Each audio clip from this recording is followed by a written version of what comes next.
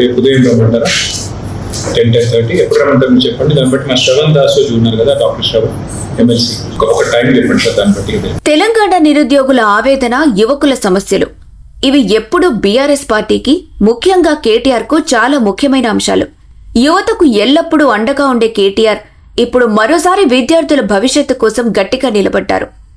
కొత్త స్థానికత జీవో వల్ల medical entrance లో అర్హత సాధించిన ప్రవేశాలకు అనర్హులుగా మిగిలిపోతున్న వందలాది మంది విద్యార్థులు తమ సమస్యలను విన్నవించుకోవడానికి తెలంగాణ భవన్ కి వచ్చారు. ఈ సమస్య చాలా మందికి తెలియదు. ఇంతకు ముందు 10వ తరగతి వరకు 7 ఏళ్లు ఎక్కడ చదివితే ఆ ప్రాంతానికే స్థానికులుగా పరిగణించే నిబంధన ఉండేది. దానివల్ల చాలా మంది విద్యార్థులు 10వ తరగతి వరకు తెలంగాణలో చదివి మంచి ర్యాంకు కోసం ఆంధ్రాతో పాటు ఇతర రాష్ట్రాల్లో కోచింగ్ తీసుకున్నారు. కానీ ఇప్పుడు ప్రభుత్వం ఒక కొత్త జీవో తీసుకొచ్చింది. ఈ కొత్త జీవో ప్రకారం 9వ తరగతి నుంచి 12వ తరగతి వరకు వరుసగా చదివిన వారినే స్థానికులుగా గుర్తిస్తున్నారు. దీంతో విద్యార్థుల భవిష్యత్తు ఒక్కసారిగా అగమ్యగోచరంగా మారింది. నీట్ పరీక్షలో అర్హత సాధించినా ఇప్పుడు ఈ కొత్త నిబంధనల వల్ల వారు స్థానికులుగా పరిగణించబడటం లేదు. తమ జీవితాంతం తెలంగాణలో చదివి చివరి 2 ఏళ్లు కోచింగ్ కోసం వేరే చోటుకు వెళ్లినందుకు వారికి ఈ శిక్ష పడుతుంది.